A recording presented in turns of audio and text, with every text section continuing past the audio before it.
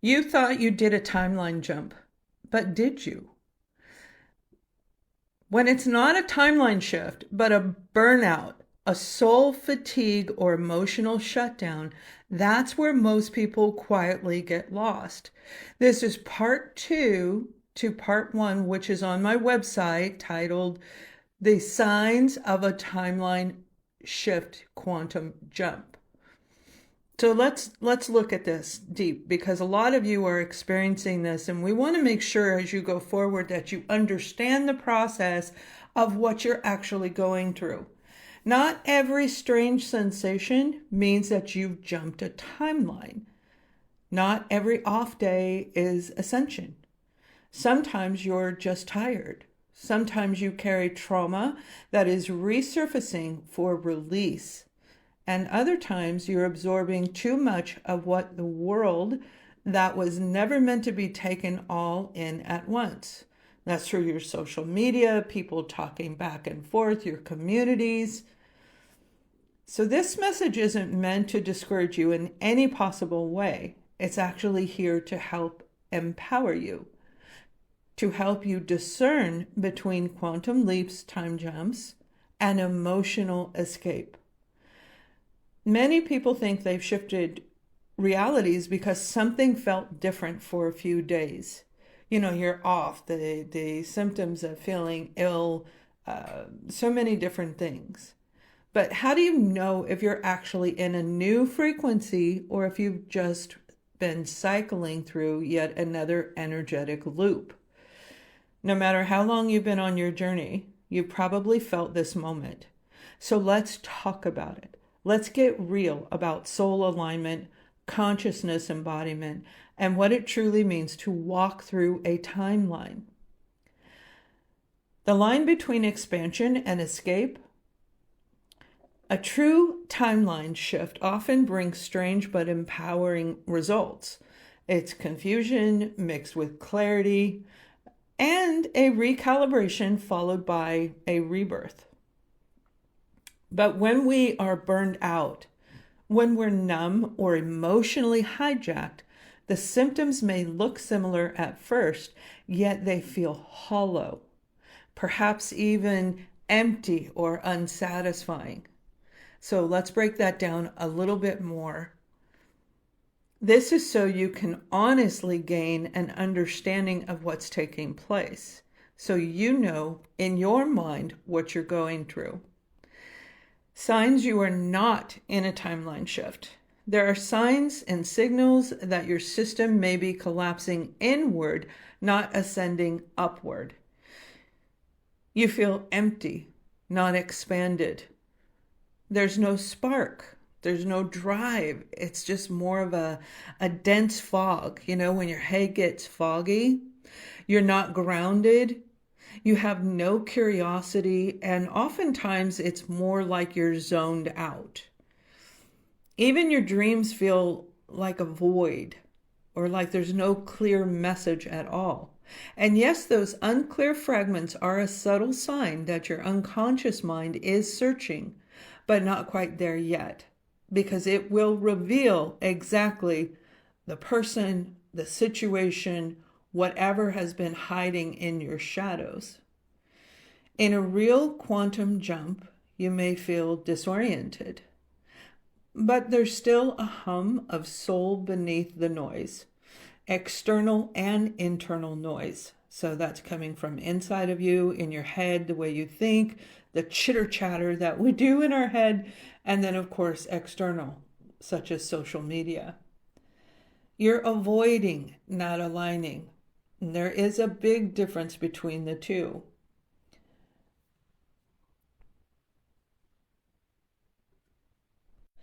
You suddenly want to cut everything off from impulse and not from peace. And that is a difference between the two. Impulse is like that reaction. It's instantaneous. But when it comes from peace, it's actually calculated. It's understood fully before you make that avoiding gesture. You justify walking away from everything as leveling up, but there's no clarity behind it. You know it, but it is not fully defined. You know whatever it is. It's just not able to be articulated. You can't see it in your mind. You can't feel it in your soul. You just know that there's something going on. So there's no expansion in you. There isn't the dream or goal popping into your thoughts, right? The memory that pops in over and over again. And that's what happens when our unconscious mind starts opening up to whatever we've been through, whatever has been blocking us in our life, the repetitive cycles, the repeating patterns. Timeline shifts do not require a wrecking ball. They actually unfold with grace. But when you go through this shift, it is difficult with the foggy head to discern. It's hard to identify what's what. Your nervous system is fried after everything you have invested in other people, in situations, all that you put out. You're not just tired, but you're literally buzzing. Your body can shake, definitely start shaking, like when we're in overdrive. Sometimes you may even feel paralyzed, unable to move, just bordering lethargic, if not actually lethargic. You wake up tired, often not feeling well because sleep does not restore you. It doesn't re-energize you. When you get a good night's sleep, you should be able, whether it is 5 hours or 8 hours, you should be able to jump up and say, I'm ready to go. And you don't feel that way through this process that I'm talking about. Sounds and lights or even small decisions feel like they are way too much. It's more than you want to handle.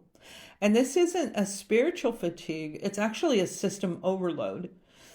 If you work a lot, you'll know what this means for sure, because when you pour yourself into your work or whatever you are working on, whatever you invest your time, your energy, your resources, putting everything out there, you'll understand this very much. So you may find yourself over spiritualizing everything, seeing synchronicities that aren't really a synchronicity. And let me give you an example. The numbers is a great way to explain this. A lot of people throughout the 8 years that I've been here, people will say, I've been seeing 222. But what they're doing is looking at the clock and waiting at 221 for it to flip to 222. That's like force. That's not natural flow. And when a natural synchronicity comes in, it does it automatic. That means you're doing something and you turn to look at the clock and it shows 222. You look outside the door and there's a phone number on the some kind of label on the car that drives by and it's area code 222. Whatever it is, but it's not you searching for it. So when you recognize this, you'll understand that it's actually avoiding feeling. The feeling that has enabled you to sit too long, to feel like a victim over and over again, to go through those repetitive cycles. You may label your trauma release as a time collapse, and that's not the same thing. You dismiss emotional pain by saying, I already healed that. If you've ever had a session with me, I see how much is remaining of those underlying shadows. And we can play tricks on ourselves to believe we did some work, therefore it's gone. Because I don't want to talk about it or them, then that means it's gone. And that's not necessarily true. Those tricks we play on ourselves only to have a dream or a memory or even a person speaking, some stranger starts talking and all of a sudden you get triggered back to what you believed you healed. This isn't a deja vu moment. This is an underlying shadow peeking its head out at you going, come and get me. Come and get me if you can. You rush past grief or anger by calling it a download or a shadow purge, yet you never sit with it. Sitting with your shadows, sitting with those things in your unconscious mind, allows your mind to absorb, identify, and finally you can release it. Spiritual words without emotional presence are really just a dressed up form of avoidance. I know this may not be what you want to hear, but I assure you, when you read the other part 1 about the signs of it, it will make a lot more sense. So let's look at the soul drain and emotions that pull, that are at play. Becoming too emotionally attached to topics, causes, or social media.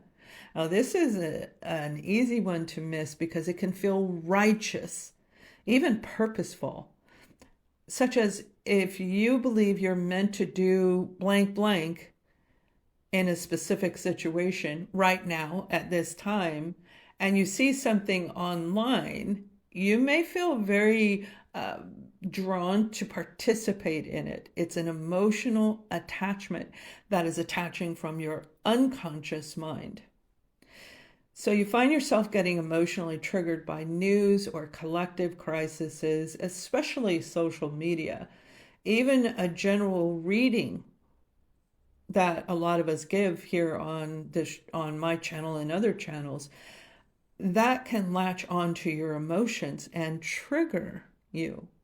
If you're triggered by whatever you're watching, if you get, let's say you're watching a ton, like, the big T is one. You just scroll right through there, boom, boom, boom, boom, boom.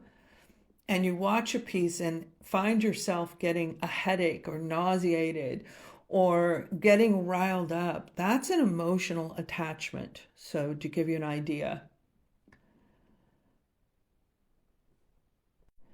you can spend hours debating, defending, or scrolling, chasing information that you think you need. And all of this is to avoid sitting in the shadows, sitting in the unconscious part of you that knows something's going on, but hasn't fully revealed it to you. When you feel pulled to speak, post, react, or provoke whatever this is to you, whatever you're watching or listening, yet there will still be no satisfaction from it. So you may get outraged. I used to have people send me political things, and I don't do that. That's not what I am guided to do. That's not what I do here. There are plenty others that do. So when they're constantly sending me these links and I ask them to stop, it's like, just stop. But they're so sucked into whatever they are watching. It's an emotional attachment. And most of them, I would say 95% of them, are bitter. They're angry. They're filled with this radical, the shakiness, and even out of breath. So there's no satisfaction in that.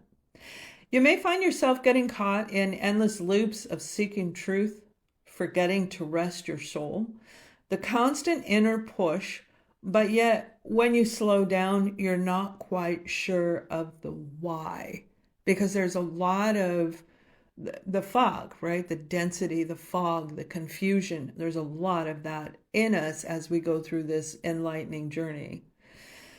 You'll feel anxious if you don't check your feed, or if someone gets something wrong, if they get it wrong, if they didn't spell it right. You'll see, even in my comments, somebody will say, oh, you said the wrong name. Well, it was an accident, because that was 1 out of 7 times I mentioned the name. So it was clearly just an oversight. And I don't read scripts on mine. It just comes through. This isn't a timeline shift. It's an entanglement.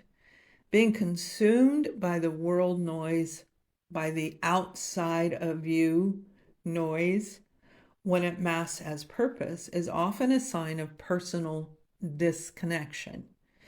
You're focusing on external rather than internal. Why? a lot of us, it's because going internal is too hard. We lived it, we're here today, and we don't want to re-see it, rethink it, or replay it. And the truth is you really don't have to. We can talk about that in another video. If you'd like me to talk about that, please put that in the comments and I'll listen to you. So the bottom line is you're no longer centered. You're swirling, unorganized. Things that you start don't get completed. Again, this doesn't mean you stop caring. It means that you notice when caring becomes carrying, like carrying the baggage, the weight of the world, the weight on your shoulders. When the cause becomes a leash and the outside, external, replaces your inner knowing, that is your sign.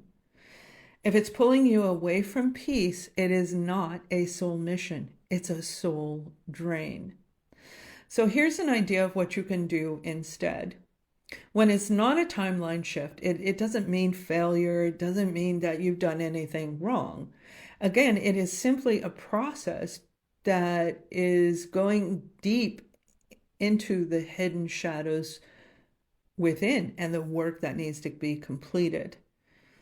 It's a message, a moment to pause and choose again.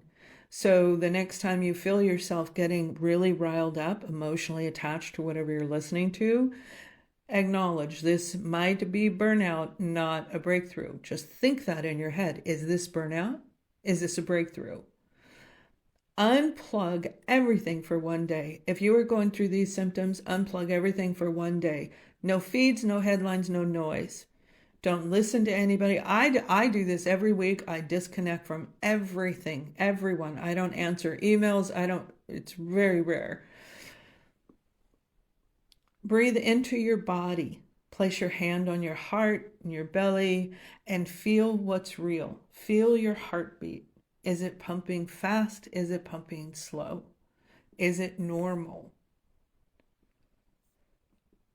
Now, I created Ascending Breath on my Soul's product list, so you can check that out. It's me guiding you through a deep breathing technique, and that'll be in the description box below. So it's time to reclaim your present. You can make tea. Tea is great. A good herbal tea is so good for these types of things. Open a window. Let that fresh air come in and feel the real breath of life, right? The breath of being alive. Clean one drawer. Just clean out one drawer. Go through it. Get rid of anything you don't need. Refold it. Reorganize it. Organize your food pantry. All right. Separate the things that are going to expire. If they already have, you can get rid of it. Whatever you need to do in that pantry, to when you open it up, it feels right. You know exactly where everything is. Whatever it is, do something human. And here's a big one that will help very much for anyone in this situation. Ask yourself, what part of me feels powerless? And why am I trying to fix it out there externally? Why are you trying to fix anything outside of you if you're not done internally? You can write the answers down and feel as you write them what kind of comes up inside of you. No filters, there's no performance, there's no shame, there's no guilt. It is just you allowing yourself to come back to your body, to your voice, to your truth, your true authentic self. So the closing reflection, let's look at this closing where timelines jumping is praised, but sitting with self-avoidance is not. That's not praised, and it should be. Because the truth is we can't move into a new direction unless we sit within the shadows to understand what we're leaving behind, why we're leaving it behind, and that's what actually breaks the repetitive cycles. Learn to listen to your body and feel, I'm putting that in quotes, feel again inside the soul. Only then you can move into this new path. And that's when you do a timeline jump. When you're feeling connected, not disconnected. When you're in a place of peace, even if you're watching something, you don't get that erratical, I gotta get out there. It's just calm and peaceful. You listen and you move on. So if you're feeling exhausted, don't think you're in a leap. Rest. Reattach your soul. Reconnect to what's real, mind, body, and spirit. And then you will know. Because when the truth shift comes, and I promise you it will, it won't feel like a fight internally inside of you. It will feel like real calm, rising into a place of real peace. It will be quiet, solid, and undeniable. And you'll know, this time I didn't run. I returned. I didn't loop. I jumped. So you guys, I hope that this makes sense. Please leave a comment, and I have posted a link in there for you. And let me know what topics you want me to talk about in the future. Much love.